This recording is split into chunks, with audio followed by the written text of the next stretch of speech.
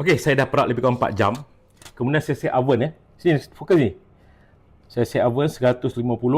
Saya pakai atas bawah Dan kita masukkan dia. Okey, masa nak bakar dia 1 jam. 15 pertama, kita bawa keluar, kita glaze dengan minyak. Kita glaze dengan minyak. Lepas tu kita masuk dalam balik.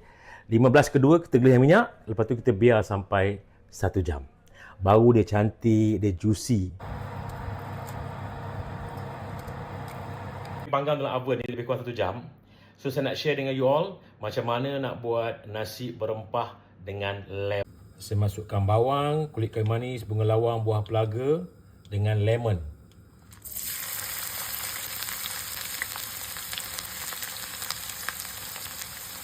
Dan halia.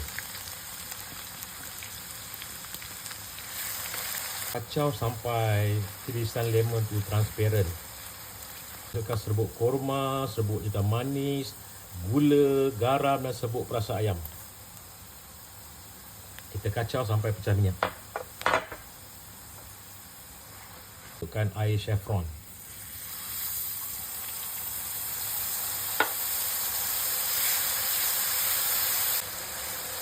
Beras lebih kurang 1.5 kilo. Dan air 1.5 liter. Kemudian kita kacau sampai rata. Kita set masak dengan menggunakan pressure cooker lebih kurang 17 minit.